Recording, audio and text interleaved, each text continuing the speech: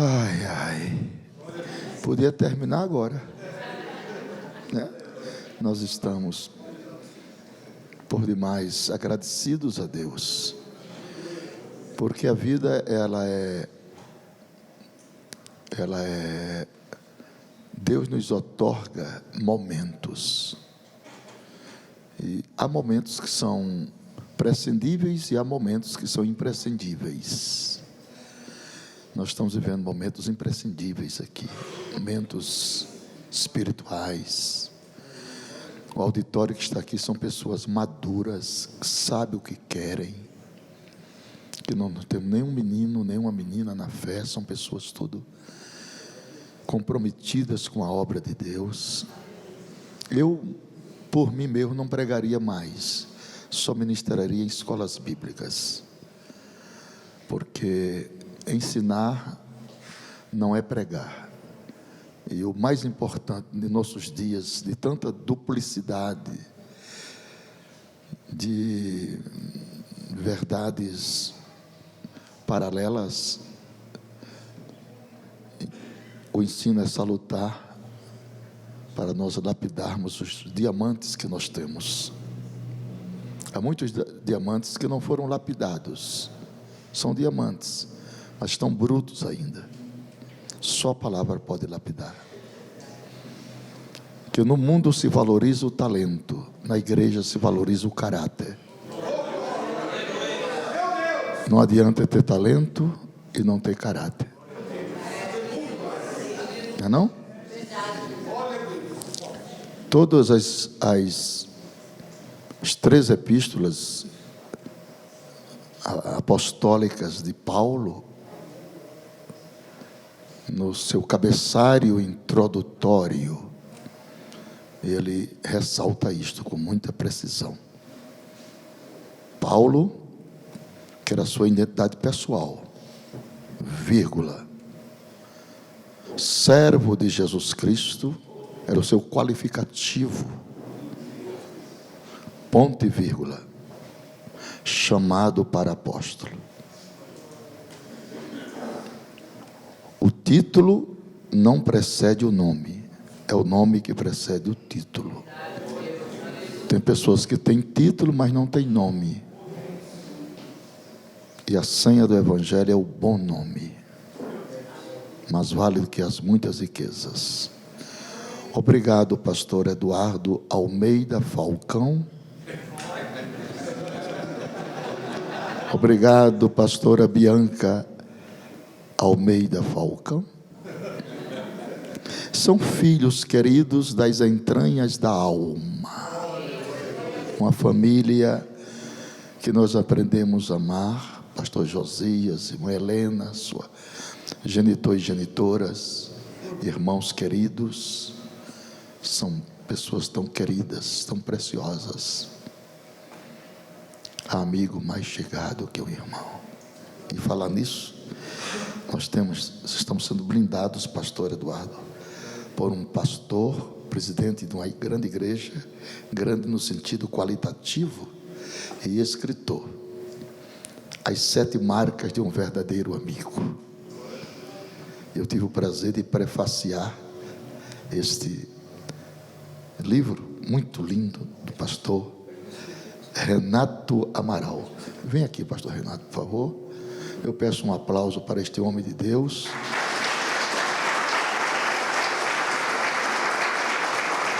Pastor Renato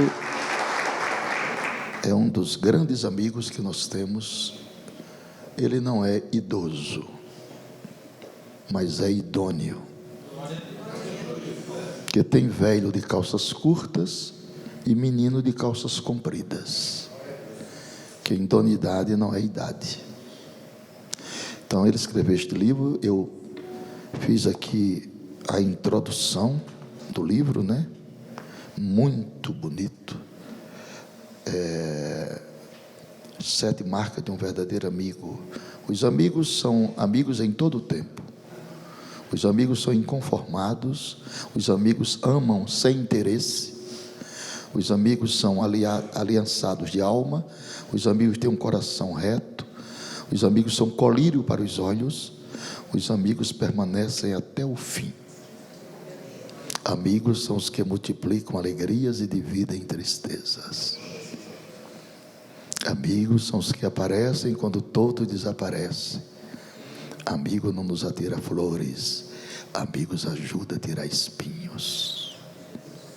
Chegou na hora certa, um século de desencontro, de desamor, de egoísmo. Chegou na hora certa. Parabéns, pastor Renato, por este livro. E depois a você faltou fazer a dedicatória para mim e para a Virgínia, que ela tem você como filho. Muito obrigado. E eu também tenho o meu livrinho, mais humildezinho, mas também não deixa de ser um livrinho. É do assunto que eu vou falar hoje, né? São 10 assuntos fundamentais para todos nós que estamos aqui, ó.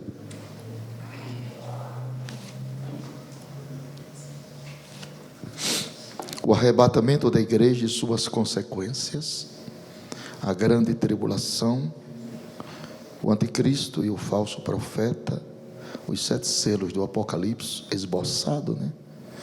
O reinado do anticristo, as 7 trombetas, as 7 taças, a batalha do Armagedon, o milênio e o juízo final, o trono branco. Está aqui depois dessa aula, os irmãos quiserem adquirir. Quanto custa o seu livro, Renato?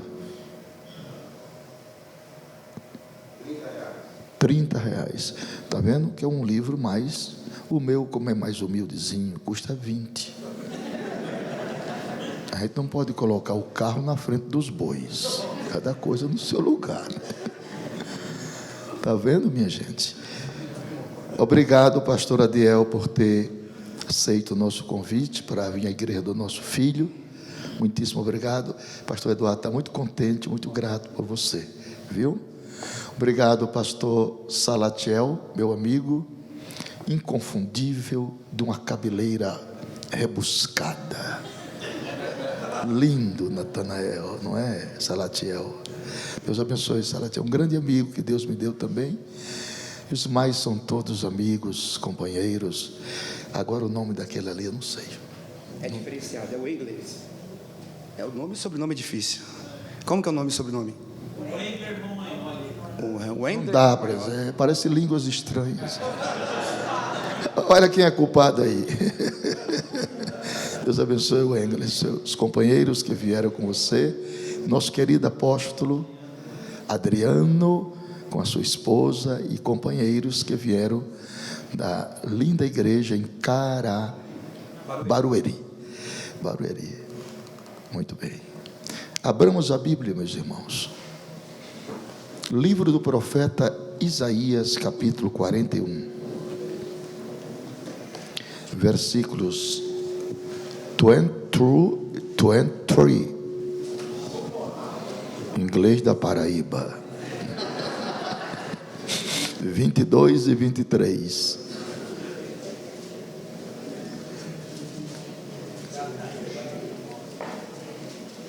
Essa é uma das escolas mais bem organizadas que eu já vi nos meus 52 anos de ministério. Muito organizada. Isso aqui não me diga que não tem dedo feminino aqui, que tem. Toque feminino você conhece, nos mínimos detalhes, não é verdade? Olha, as mesinhas, tudo. Só pode ter toque feminino. Não vou dizer quem não. 41 de Isaías, versículos 22 e 23. Tragam e anunciem-nos as coisas que hão de acontecer. Anunciai-nos as coisas passadas, para que atentemos para elas e saibamos o fim delas. Ou fazei-nos ouvir as coisas futuras. Verso 23. Anunciai-nos as coisas que ainda hão de vir. Thank you very much. God bless you. Sit down, please. Não me force mais nada, hein? Encerrou.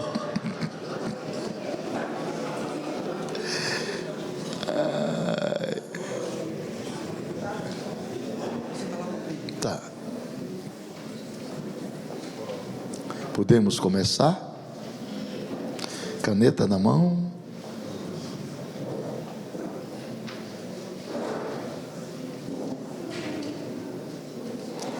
Que momento, hein?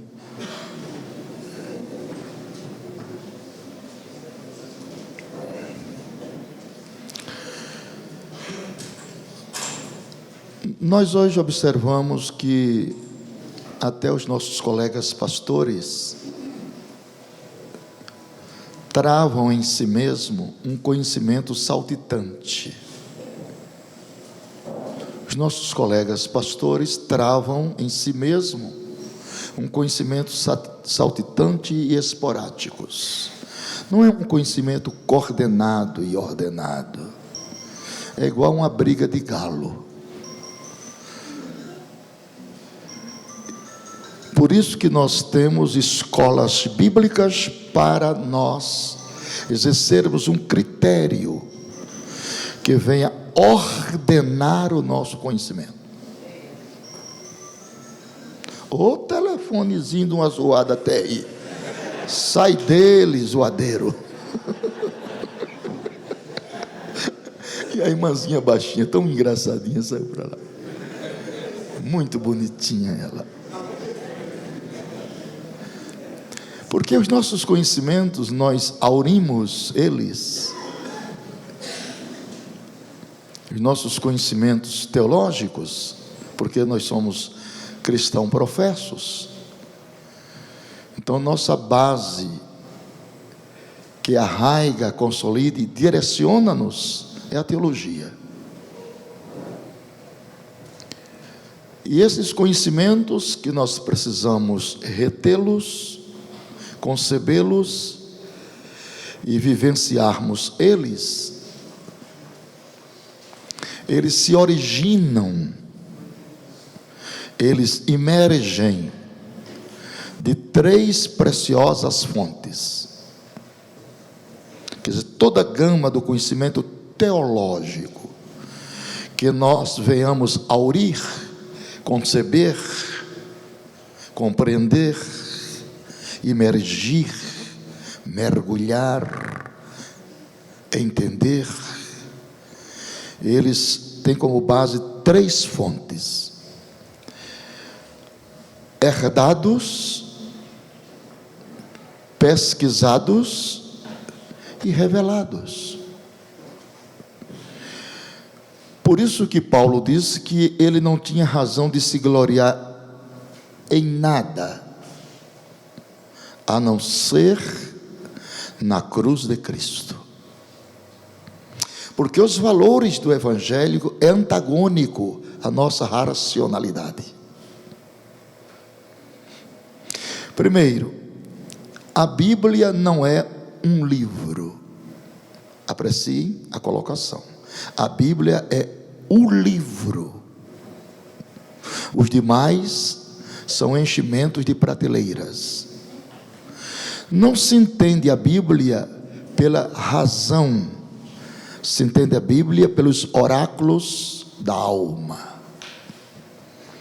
A Bíblia não é regra de 3 simples e composta. A Bíblia não é teorema de Pitágoras e de Pitô. A Bíblia não é produto das hipotenusas. A Bíblia não é um sistema métrico decimal. A Bíblia não é uma raiz quadrada ou cúbica. A Bíblia é um livro de Deus, cujos enigmas e mistérios nos são revelados quando descemos ao bálsamo da oração. Então, os conhecimentos que nós aurimos vêm dos nossos mestres, que são herdados, quer dizer, tudo que eu sei aprendi dos outros. Porque todos nós que estamos aqui hoje somos, obviamente, produtos de uma escola, ok? São Paulo enfatiza isso dizendo: sabendo de quem tens aprendido.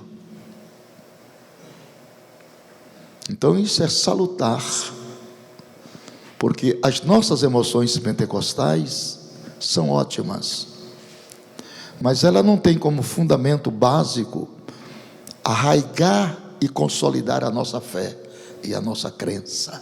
Não. Porque as emoções são transitórias, são passageiras. Você pode estar emocionado segunda-feira e terça-feira está triste. Você pode ter uma grande emoção, uma grande felicidade na quarta e na quinta está lá embaixo.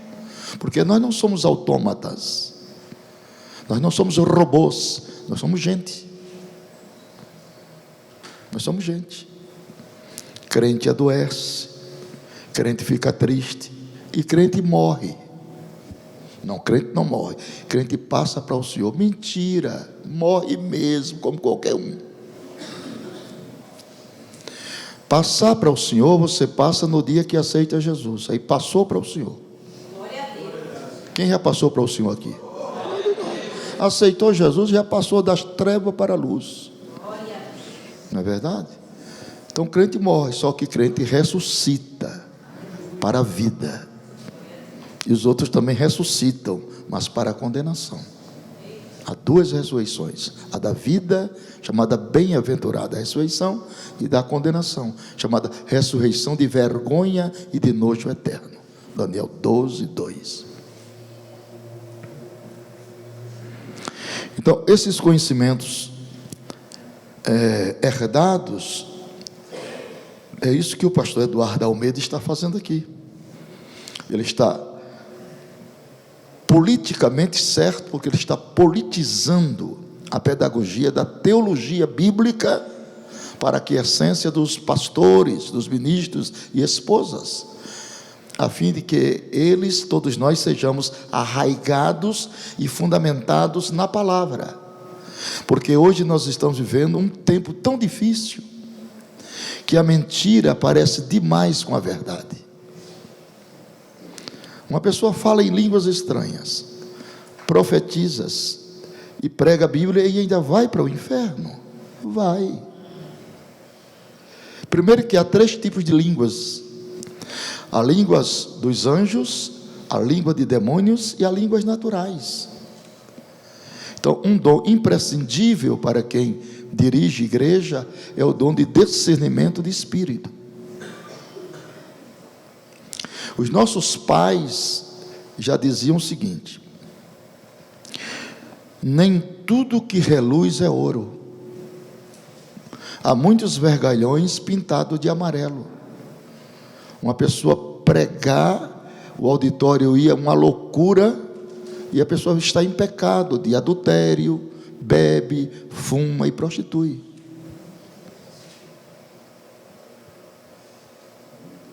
O que é isso? Cano enferrujado e água limpa. O compromisso não é com cano, é com a água. A palavra que sair da minha boca não voltará vazia. São Paulo diz: para que eu pregando aos outros, eu mesmo não seja rejeitado. O que vai tirar os homens dos céus chama-se pendências, casos morais que não foram resolvidos, pecados que foram encobertos, não foram confessados. Se o cidadão é público, ele tem que assumir a coisa publicamente também, porque a quem muito é dado, muito também é cobrado. Não gosta de fama, não gosta de holofote, não gosta de aplauso. Então, os paradoxos disso têm que ser mostrados publicamente. Esse é o preço. Então, nós estamos vivendo uma era difícil, principalmente nesta área de escatologia bíblica, que tem sido uma matéria muito desacreditada pelas pessoas. Porque quantos já marcaram até dia e hora de Jesus voltar? E Jesus não voltou. Isso traz um desgaste muito grande, essa especulação doutrinária. Traz um desgaste. Subtrai os valores ímpares da palavra. Esses conhecimentos herdados são importantes, mas também tem um conhecimento pesquisado. Por que é que você gosta da Bíblia? A resposta seria essa: porque eu conheço o seu autor.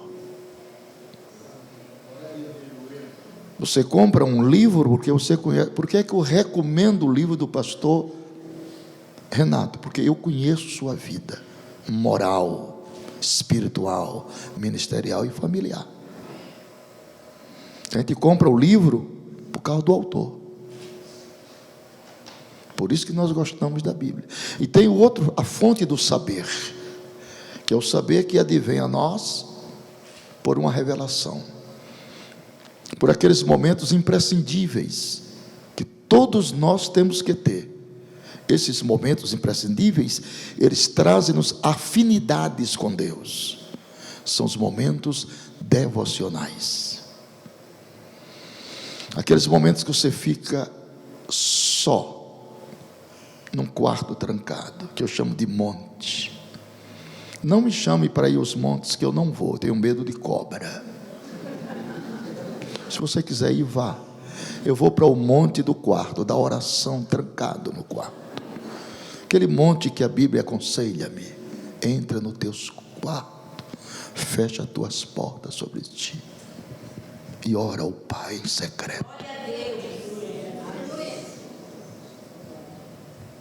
Nesse aspecto eu não literalizo, eu espiritualizo, porque a letra mata e o espírito dá vida. Monte, para mim, eu espiritualizo, eu coloco ele numa ascendência espiritual. Eu estou aqui no monte. Montes são momentos que você fica com o Pai. Agora, Deus não responde a gente só quando estamos nos montes.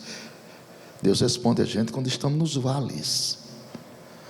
Porque nos montes todo mundo nos observa, mas nos vales, quem está nos vendo? E é no candinho do vale onde tiramos as mais preciosas lições da vida. Quando falta-nos a pedagogia de externarmos as palavras, quando a nossa mente fica trancada e dá um nó na garganta e a palavra não sai, o verbo pedagógico da oração não é emitido, tem um nó na garganta, a luta é inclemente, o processo de combate está dioturno. O que vamos fazer? Só temos uma saída: o gemido que a alma dá. Vós não sabeis orar como convém, mas o Espírito Santo intercede por vós com gemidos inexprimíveis. Nós temos um Deus e servimos a um Deus tão lindo, tão inteligente, que é capaz de transformar os nossos gemidos em palavras. Gemidos só são gemidos aqui. Nos céus eles são palavras. Eis a causa de estarmos aqui hoje contando a vitória, porque Deus tem usado esses atributos para nos facultar caminhos aplainados. Vamos agora para as coisas mais difíceis de se entender. Conhecimentos herdados, pesquisados, revelados, e coisas na Bíblia mais fáceis, menos fáceis e mais difíceis. Quais são os ensinos pedagogicamente teológicos mais fáceis? A resposta seria essa: são todos os ensinamentos bíblicos relacionados com o plano da salvação. Glória a Deus por isso. A irmã entendeu muito bem. Se deu um glória a Deus porque entendeu o que eu falei. Quer dizer, Deus reduziu a salvação da alma humana a um nível irredutível. Da salvação da alma humana não se pode e não se deve reduzir mais nada. A única coisa que o faremos para receber é somente crer, e nada mais. Entendemos? Quer dizer, não precisa carregar uma pedra na cabeça, subir 365 degraus de um templo religioso para pagar a promessa. A obra já foi feita, e nós aceitamos o sacrifício de Jesus como preço redentor, autenticado, chancelado e promovido por Deus em nosso favor. Então, quem levou Jesus à cruz, nesse contexto soteriológico, não foi propriamente dito os nossos pecados. Não sei se você está entendendo o meu vernáculo. Não foi propriamente dito os nossos pecados. Quem levou Jesus à cruz foi o amor. Mas Deus prova o seu amor para conosco. Cristo Jesus morreu por nós, sendo nós ainda pecadores.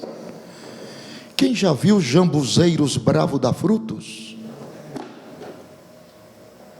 Só dá frutos se tiver enxertado na oliveira. E não foi isso que Jesus fez conosco? Nós éramos estes jambuzeiros bravos. Deus usou de condescendência conosco, e para que estivéssemos aqui nesta manhã de escola bíblica, Deus encosta a preciosa nação de Israel, seus filhos por eleição, e pega nós, gentios, jambuzeiros, enxerta na oliveira, e depois de enxertado, todos dão frutos. Agora bata no seu irmão e diga: não saia da oliveira não, por favor, porque se sair, acabou. Não saia da oliveira, só dá fruto nela. Aí vem os qualificativos: nos tornamos filhos adotados. Israel continua filhos eleitos. E Adão continua filho formado. E os anjos continuam filhos criados. E Jesus continua filho gerado, tornando-se unigênito do Pai e primogênito de Maria. De Maria ele não foi o único, ele foi o primeiro. Depois ela continua a sua vida normal, tendo filhos e filhas. Se nós entrarmos no intermediário, que é os dons espirituais, as mais fáceis, salvação, aí vem imputação, redenção, adoção, eleição, imputação, substituição, tudo faz parte das doutrinas cardeais da salvação, estão agregadas à salvação. É mais fácil. Menos fáceis, dons espirituais. E aqui está a figura do pastor da igreja. Se ele solta muito o povo na área dos dons, o povo fica fanático. Se ele segura muito, o povo fica frio. E agora? Como diz o nordestino: chama na faca nem vem, no tiro nem erra, como vai.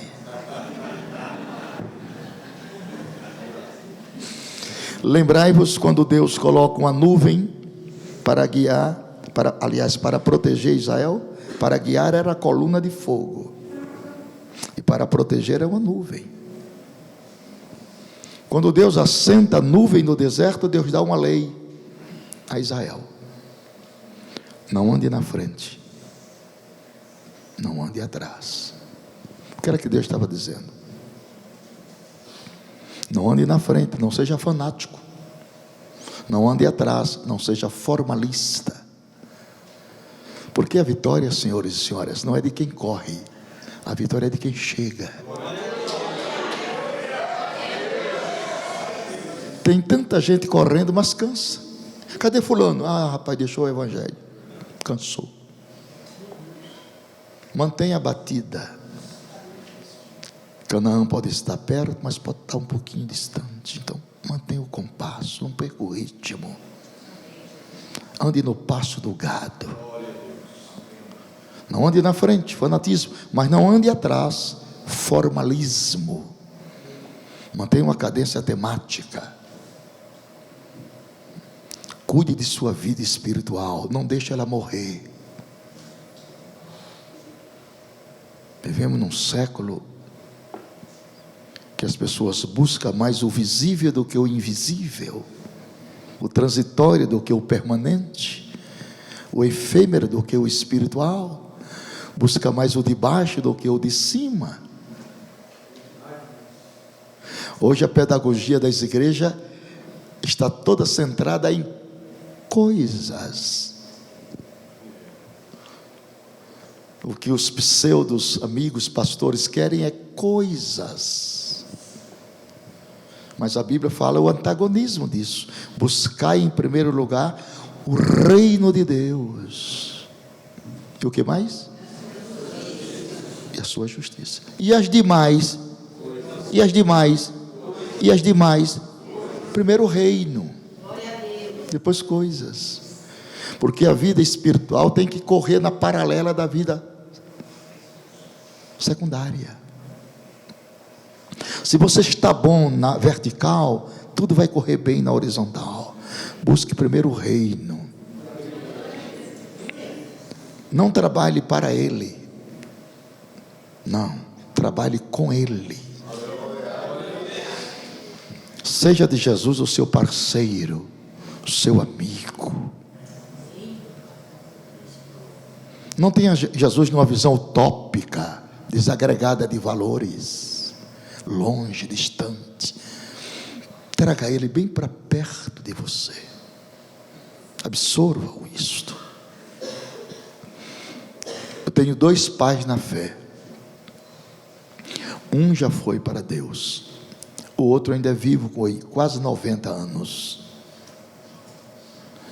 Este homem, de quem me reporto agora, ele tem tanta intimidade, tanto relacionamento com Deus, como eu não vi em ninguém neste mundo até hoje. Ele não chama Deus de pai, ele chama Deus de papai. É justamente a palavra no original, Abi pai, Abi pai, quer dizer papai. Quando eu falo pai, eu devoto ao meu pai uma intimidade. Quando eu digo papai, eu entro numa atmosfera de afeição. Isso é relacionamento, isso é cordialidade, isso é intrínseco, estes valores. E a prova disso é que quantas vezes, na década de 1968, 69, quando eu e este meu pai na fé iríamos para lugares distantes, íamos dirigir cultos. E quantas vezes eu, criança na fé, novo, ouvi algumas vezes, e eu pensava que ele estava louco, com este braço levantado, andando e falando em línguas, e com o braço levantado assim. Eu achei que ele, será? Novo convertido. Aí tinha vergonha de falar por que aquilo. Mas uma vez perdi. Irmão Bio, pois não, irmão Napoleão, me desculpe, querido, porque este braço assim, tanto tempo pelo caminho das matas.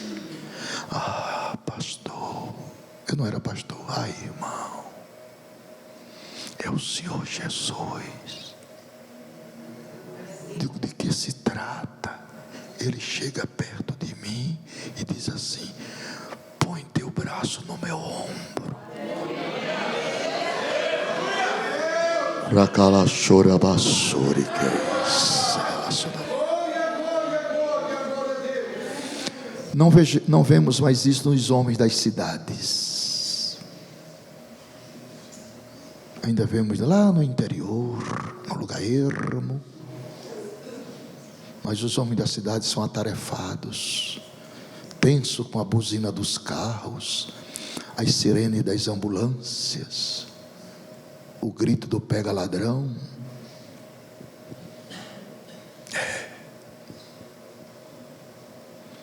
Mas ainda tem uma reserva nesta terra que vive em sintonia com Deus, 24 horas no ar. Um dia eu cheguei lá, Simão, ele ora 8 horas por dia, de joelho. Tem 3 calos, 2 no joelho, muito grande, e um na testa, de orar com o rosto no chão. Cheguei lá e disse: e aí, irmão Bice? Irmão Napoleão, ontem eu estive no 3º andar.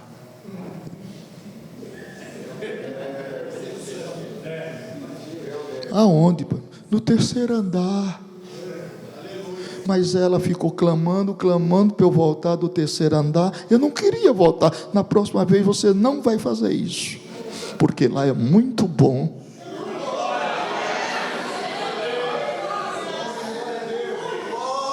Relacionamento. Eu queria que você esvaziasse da sua maldade hoje, da sua carnalidade, e entrasse num perfeito relacionamento com o Espírito Santo. Depois que você entrar, nunca mais você quer sair. É diferente. Instagram, Face, WhatsApp são bons companheiros, mas eles tiram da gente a sintonia de vivermos uma vida mais agregada aos valores da fé.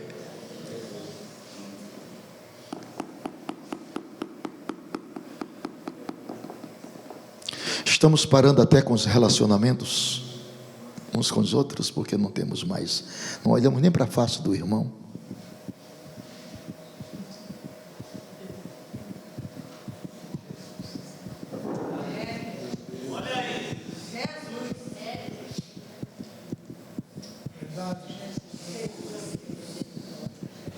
O homem da roça não tem, porque lá não vai internet. Temos muitas coisas favoráveis a nós, mas muitas coisas que têm nos afastados de Deus. Precisamos conceituar os valores e darmos a Ele a credibilidade que os valores da fé têm, porque eles são ímpares, imprescindíveis, assim como o ar é para o pulmão, ou para os pulmões. São 2. Quantos gostariam de ficarem mais perto de Jesus? Fique com as 2 mãos levantadas. Nós estamos aqui para isso, queridos irmãos. Essa escola é para nos aproximar de Deus. Essa escola é para rever os nossos valores. Esta escola é para moldar o nosso caráter. Esta escola é para darmos uma dimensão maior à nossa fé e aos nossos ministérios. E sairmos daqui com os valores renovados. Requece maio colosso.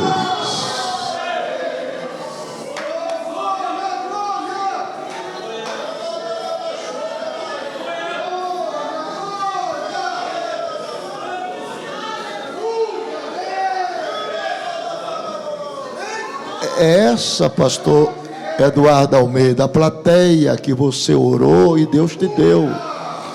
Homens e mulheres maduros, que sabem o que querem.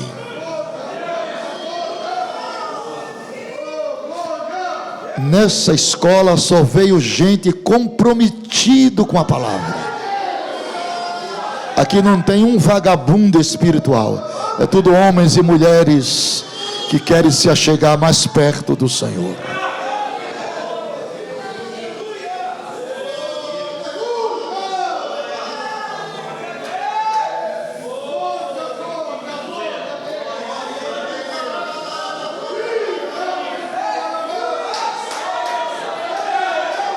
Glória a Jesus. Esta é a igreja do arrebatamento. Igreja que Jesus vai levar.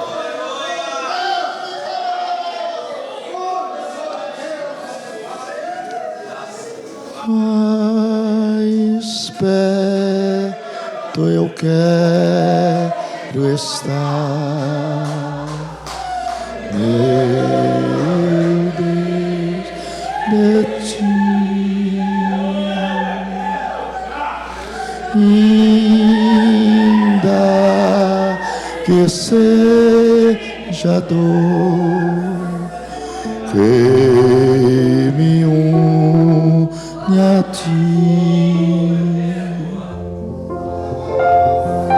sempre hei de suplicar,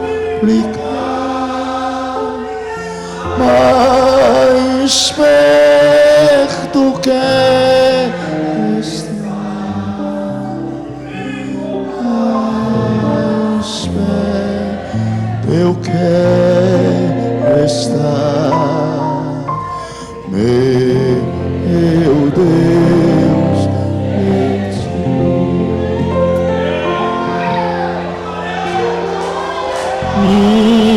Minha alma cantará ti, Senhor,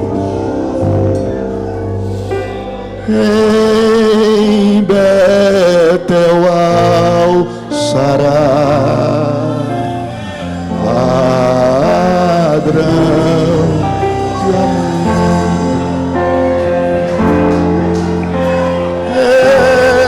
Eu sempre hei de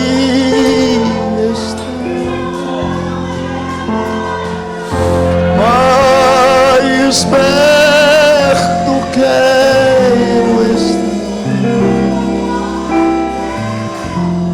mais perto eu quero estar,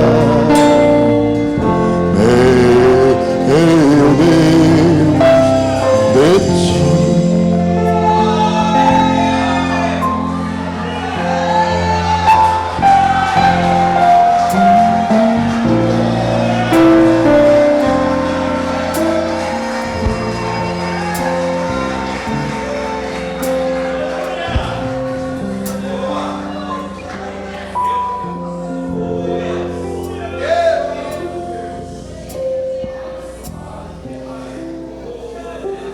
Vamos agora iniciar as coisas mais difíceis.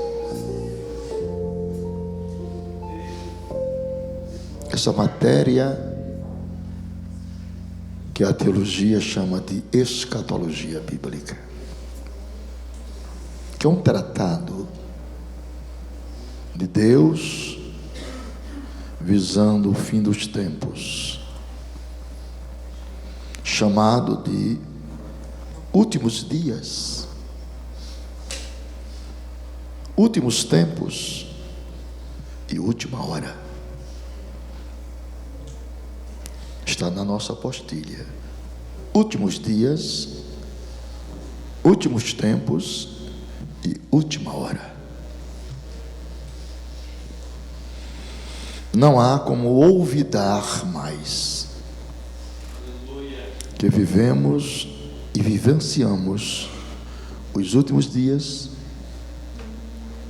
os últimos tempos e a última hora. E que esta geração que está hoje aqui nesta manhã de sábado é a geração do arrebatamento. E que muitos de nós que estamos aqui hoje não haveremos de provar a morte física. Seremos transformados e arrebatados do meio da rua, dentro do carro, fazendo compra no supermercado, andando no shopping ou trabalhando.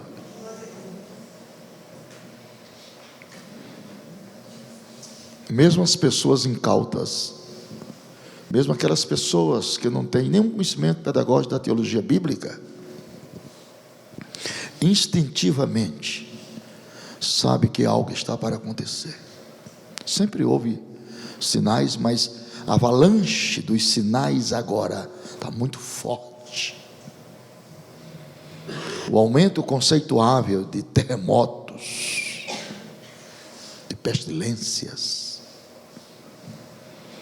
do próprio bramido da natureza, chamado bramido das ondas e do mar. Cidades litorâneas estão se acabando. Lá em Lucena, no litoral norte da Paraíba, onde eu nasci, o campo de futebol que nós brincávamos, jogávamos bola, campo de futebol, meu Deus, sabe o que é hoje? O porto dos navios. Os oceanos estão subindo de nível, projetando-se nas cidades. É o bramido do mar e das ondas. Estamos vivendo um período de angústia, chamada angústia das nações, de onde vem a palavra no grego aporia. Angústia, aporia, que quer dizer incapacidade de se encontrar saída. Não há saída na política, há uma confusão de rosto entre os homens. Não há saída na economia, não há saída nos ramos filosóficos e religiosos. Só temos uma saída, só uma. Aquela porta do capítulo 4 de Apocalipse, que João viu aberta no céu. Estamos sentindo cair sobre o planeta Terra a chamada opressões. E muitas vezes nós estamos sendo oprimidos, comprimidos. Eu não vou dizer possuídos é uma coisa, possessão é uma coisa, opressão é outra. A possessão é de dentro para fora, a opressão é de fora para dentro, algo sufocando, fazendo com que o louvor não flua, a palavra não flua, a oração não flua, aquele ambiente opressor, que nos machuca, que nos oprime. Vocês que dirigem igreja sabem do que estou falando.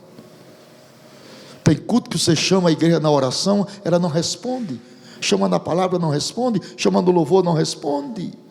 Algo está sufocando, oprimindo. Isso é reino espiritual.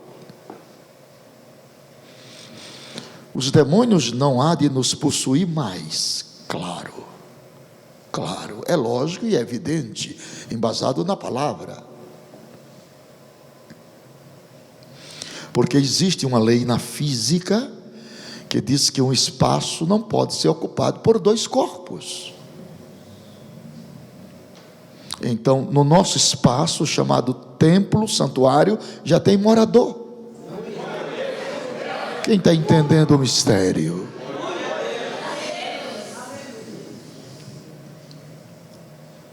Viremos para ele, pronome pessoal, e faremos nele morada. Então o Espírito Santo não é hóspede, é morador. Por isso que o nosso culto só é bom de dia ou de noite ou de tarde, quando nós temos um relacionamento com o Espírito Santo. Nossos cultos se tornam pesados porque durante o dia xingamos, mentimos, falamos mal, detratamos as pessoas, compramos e não pagamos, tratamos e não cumprimos, enchemos a nossa cabeça de pecados.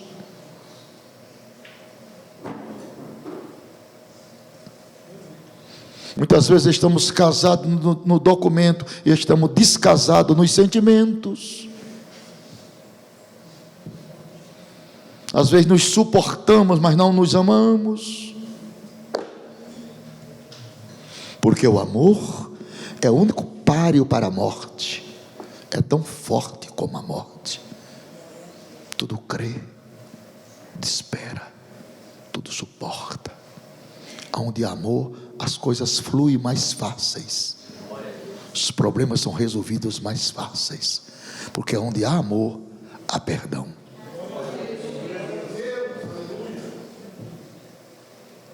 E à luz da genética, como casados, os filhos são geneticamente reproduzidos pelos fatores psíquicos e nervosos do pai e da mãe.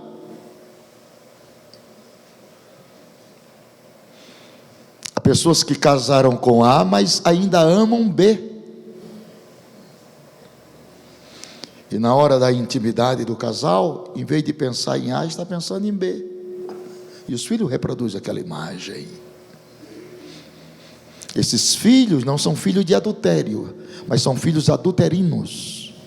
Serão julgados no tribunal. Isso é um peso que dá, né?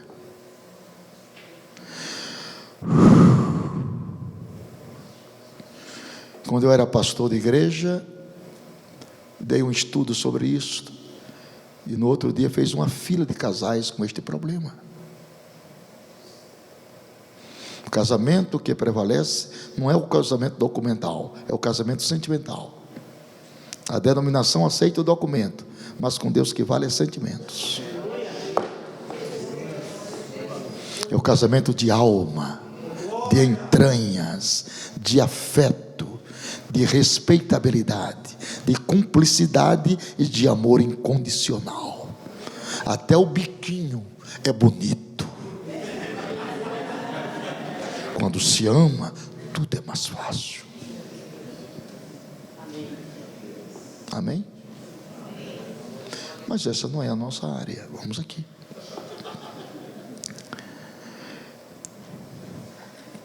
É com base nestas expressões, o termo escatologia, estou na apostilha, foi tomado para designar o estudo dos acontecimentos finais no plano de Deus para este mundo. Normalmente, quando se estuda a teologia sistemática, a escatologia surge sempre como o último capítulo.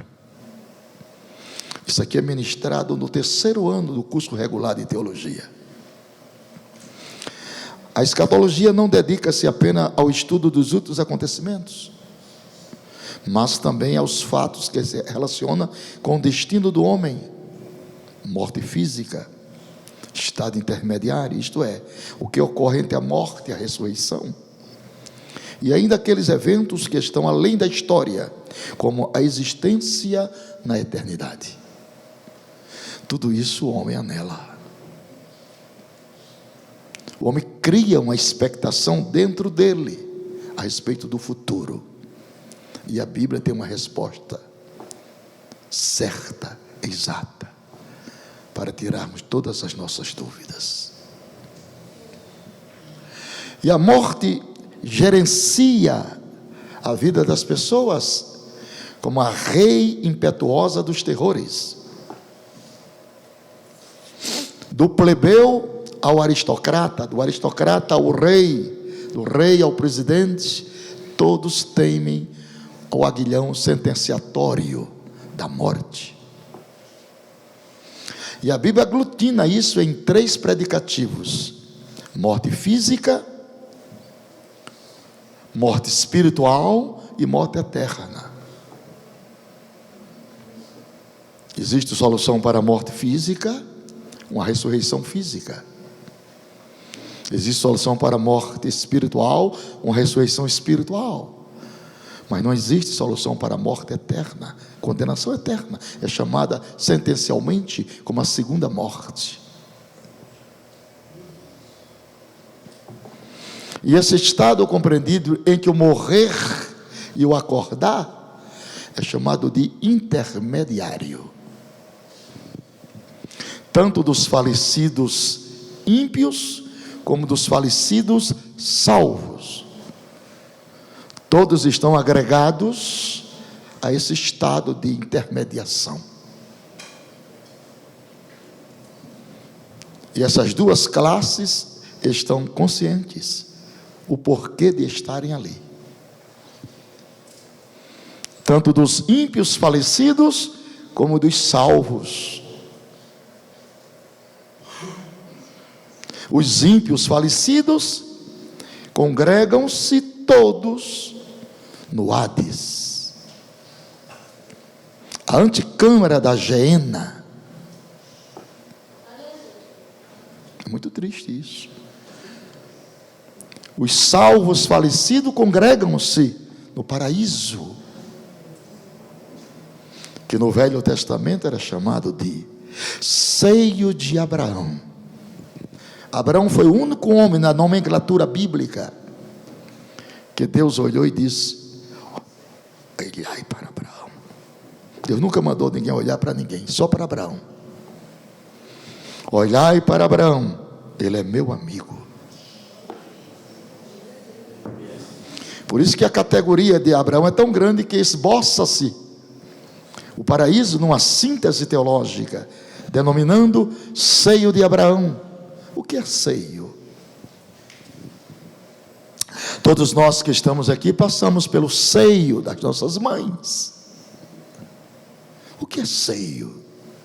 Seio é lugar de proteção, seio é lugar de calor, seio é lugar de afinidade, seio é lugar de ternura, e seio é lugar de alimentação, pela amamentação. Todos nós passamos no seio.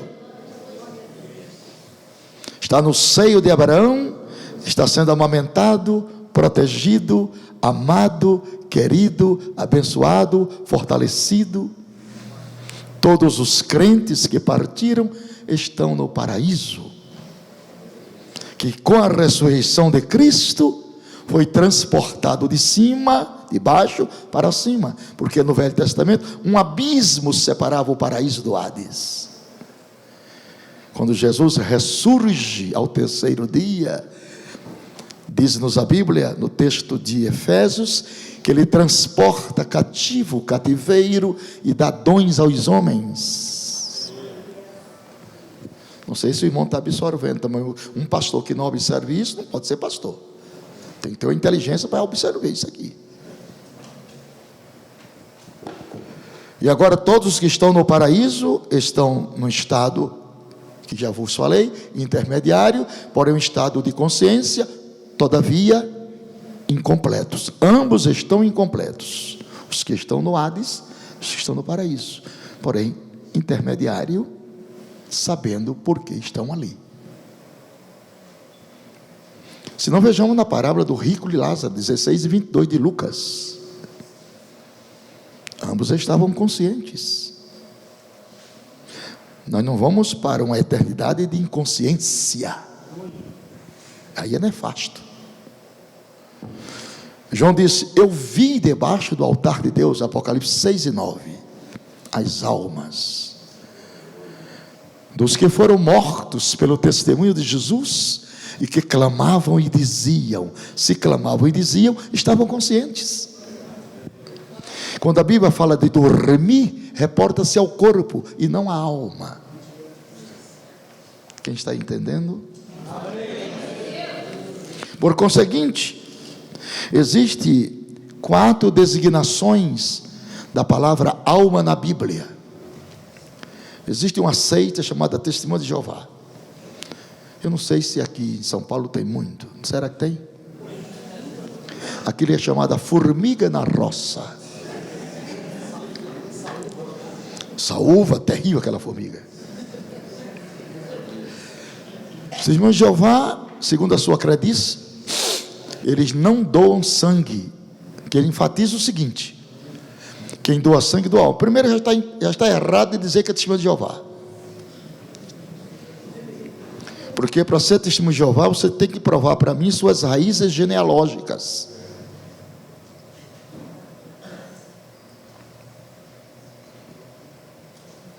Eram 10 filhos de Jacó e 2 filhos de José, que Jacó admitiu como seus.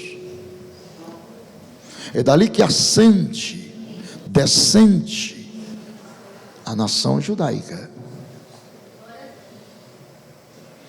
se ele pelo menos conhecesse a divisão dispensacional da humanidade, não fazia essa mistura. Que Deus divide a humanidade em 3 grupos.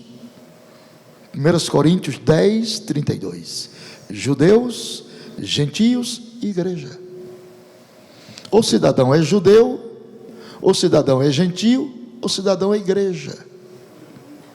E tem muita gente aplicando errado a palavra. A Bíblia, senhores, é uma espada de 2 gumes. Gume número 1, interpretação. Gume número 2, aplicação. Primeiro se interpreta, segundo se aplica. O segredo da aplicação está na interpretação. Se interpreta errado, aplica errado. Quantas vezes eu vi colegas pastores falar no púlpito que a igreja é o Israel de Deus? Ninguém não tem nada a ver com Israel. Igreja é igreja. Igreja não precisa usar arca. Igreja não precisa usar quipá. Igreja não precisa usar talitre. Isso tudo é figura aí de invenção. Quem não conhece a Bíblia, vai ali. Igreja não precisa disso não. A igreja é igreja. Nós éramos gentios, mas agora somos igreja.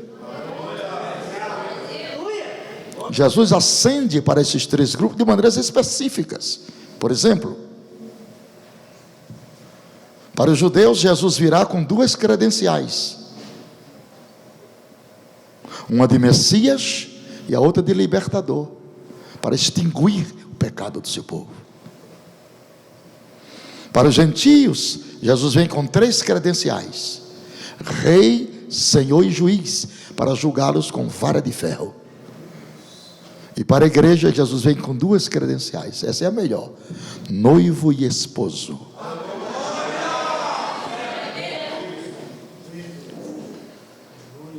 Então eles não doam sangue. Morre, mas não doa sangue. Porque enfatizam. Uma certa vez veio um casal, Testemunho de Jeová, falar comigo. 68. Eu era pastor na Zona da Mata, cidade de Santos Dumont, Minas Gerais. Domingo de manhã, com um livrinho aqui, e já olhei de longe e vi a palavra sentinela. Eu digo, é eles. Está vendo? Sentinela. Pá. Pode entrar, é de paz, é de paz. Entra. Entraram. Ele ficou meio assustado comigo. Eu digo, o que traz o casal aqui em nossa casa? Nós somos estudantes da Bíblia. Eu digo, opa, mas que beleza, que felicidade incomensurável estou tendo de receber em minha casa um casal de estudantes da Bíblia. Olha só. Vocês têm alguma denominação? Não, nós somos do Salão do Reino das Testemunhas de Jeová. Opa, agora aumentou a minha alegria. É Testemunha de Jeová? Então me dê um abraço. Claro, estou tendo a honra de receber em minha casa um testemunho de Jeová. Um casal. Qual a tribo de vocês?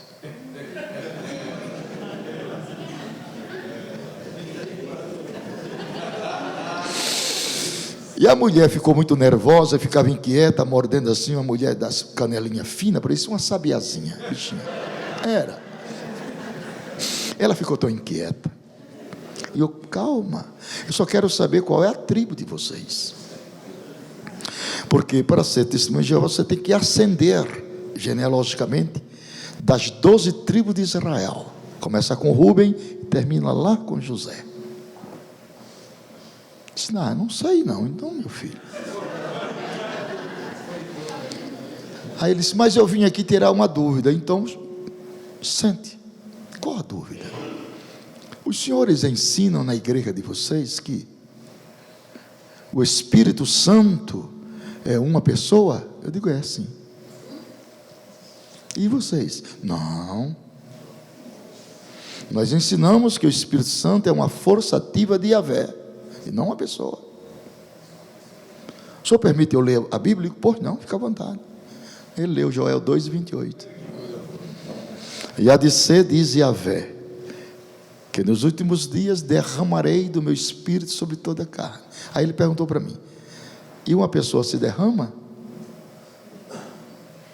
Que estado é esse, pastor? Líquido, composto ou gasoso?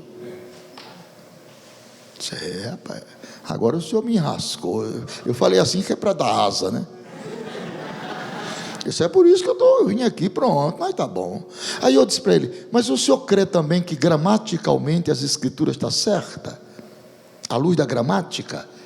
Eles creem. Então, vamos fechar a Bíblia e vamos provar a elucidação da pessoa do Espírito Santo à luz da gramática.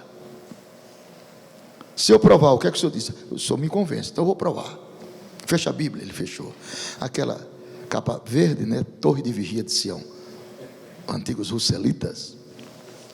Aí eu disse: João 14, João 15, João 16 está escrito, convém que eu vá,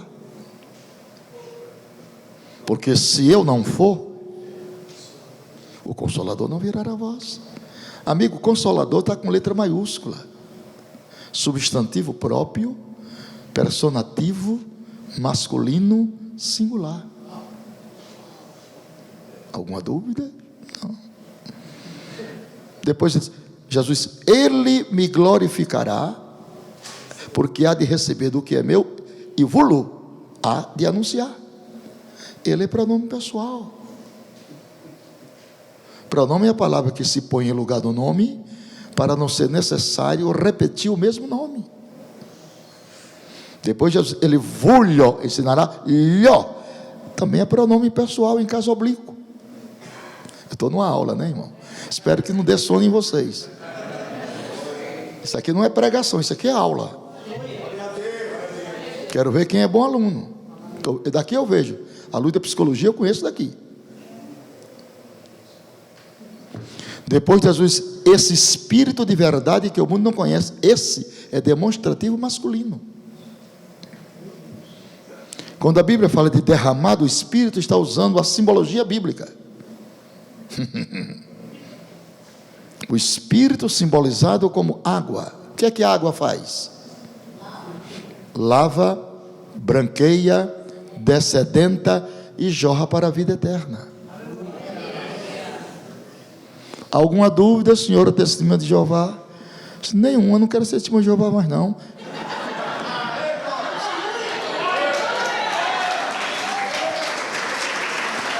Meu irmãozinho, para tu chegar onde eu cheguei, tu tem que passar pelos caminhos que eu já passei. Aqui há 52 anos pregando a palavra. Ok, meu irmãozinho?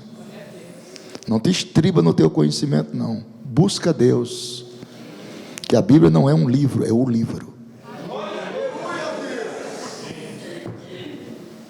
E o professor daqui chama-se Espírito Santo. O homem é apenas um canal por onde a água passa. Se o Espírito não revelar, você fica mudinho aqui, não sai nada. Enche a boca de língua e não sai nada.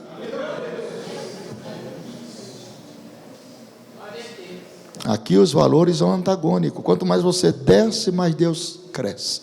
Quanto mais você desce, mais Deus cresce. Quanto mais desce, mais Deus cresce. Por isso que na ortodoxia judaica, os judeus ortodoxos não conjugam o verbo ser e o verbo estar no presente do indicativo. Judeus ortodoxos não dizem eu sou, tu és, ele é. Nós somos, vós sois, eles são. Judeus ortodoxos dizem eu não sou, Jeová é. Eu não tenho, Jeová tem. Eu não faço, Jeová faz. Eu não sei, Jeová sabe. Baseado em quê? Naquela expressão não somente lírica, mas profética, lá no deserto, quando o Senhor disse: Moisés, o Senhor vai a Faraó, vai lá, e diz-lhes que deixe meu povo sair do Egito para que me sirva. Foi que Moisés respondeu: Senhor, quem sou eu? Aí Deus disse: eu sou. Jesus Cristo vem com esses mesmos predicativos. Antes que Abraão existisse. Mas tu não tem 50 anos? Abraão viu os meus dias e se alegrou.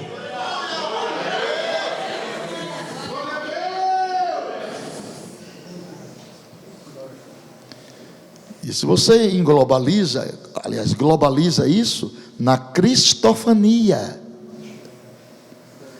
aí você vê Jesus na cristofania. Da semente da mulher nascerá um. Lá vai um grande paradoxo. Mulher não tem semente, amigo. Mulher é genitora. Quem tem semente é progenitor. Esperma, quer dizer semente. Mulher é o recipiente, é a receptora. Como diz a semente da mulher? Explica isso.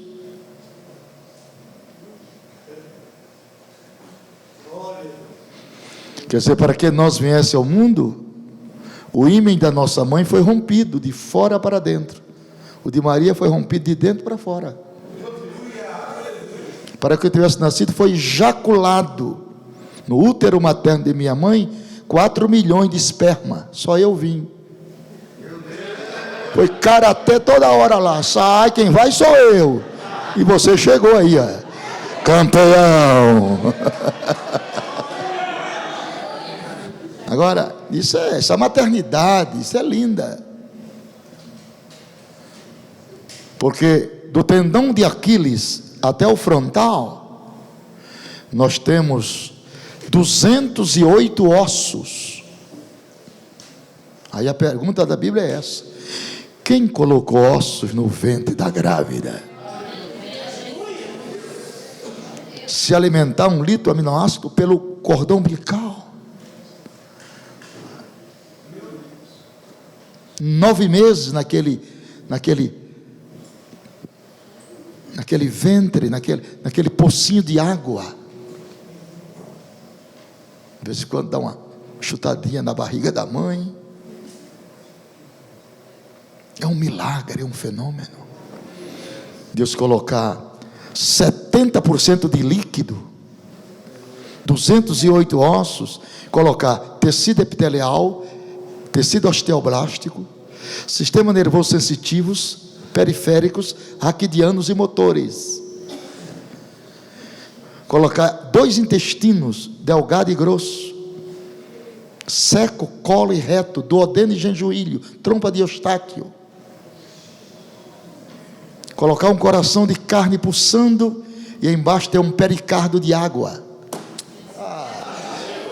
Engenharia genética é um milagre a nossa vida, queridos irmãos. De maneira miraculosa tu me formastes. Então eles não doam sangue. Mas existe na concepção bíblica 4 designações da palavra alma. Primeiro, existe alma como pessoas, alma como indivíduos. Se não vejamos o que está escrito em Romanos 13, verso 1. Eu vou citar decorado. Toda alma esteja sujeita às potestades superiores, porque não há potestade que não venham de Deus. As que existem foram ordenadas por Deus. Então, todo indivíduo, toda pessoa esteja subalterna aos poderes constituídos. É isso. A quem imposto, imposto. A quem honra, honra. Pronto. Aqui nesta mesa tem 2 almas, um casal, 2 almas. Mas existe alma com função biológica. É aí que eles pegam. Levítico 17, 11.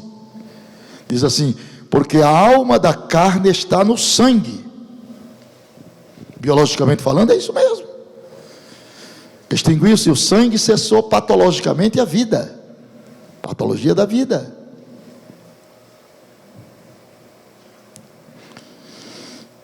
Mas existe alma também como sentimento das pessoas.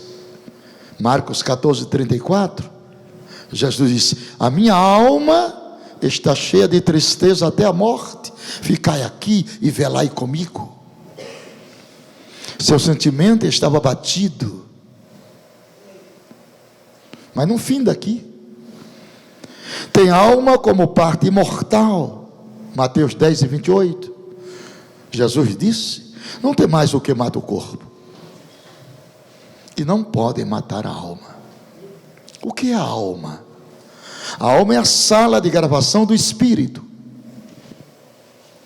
O que é o corpo? A bainha da alma. O que é a alma? A sede das nossas emoções vivenciais. Tudo que vai ao espírito, analiticamente falando, passa na alma. Então a mensagem que vai salvar os homens é a mensagem pregada de alma para alma. Por que isso? Por quê? Porque todo homem nascido de mulher é de índole religiosa. Você fala-lhes a mente, ele resiste. Você fala-lhes a alma, ele chora. Porque a alma é a sede das nossas emoções. Quando a alma está alegre, o espírito reage bem. Quando a alma está abatida, o espírito se entristece, empalidece.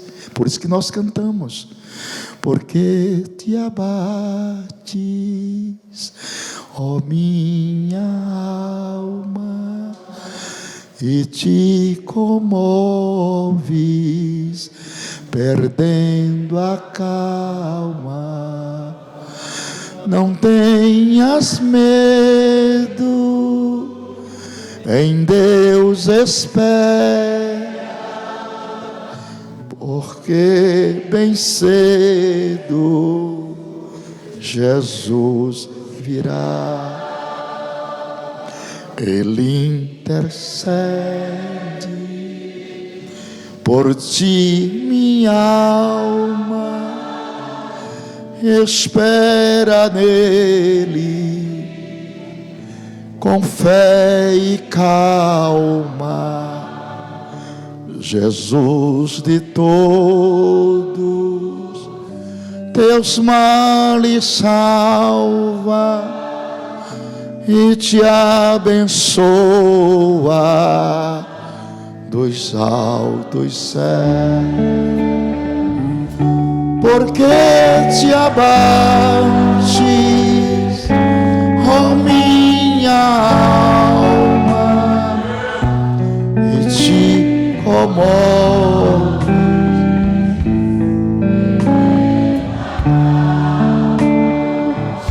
Não tenhas medo, em Deus espera, porque bem cedo Jesus terás em breve as dores findas no dia alegre da sua vinda. Se Cristo tá, espera ainda mais um pouquinho e verás. Porque te abates, ó minha alma, e te comove, perdendo a calma. Não tenhas medo, em Deus espera, porque bem cedo Jesus virá.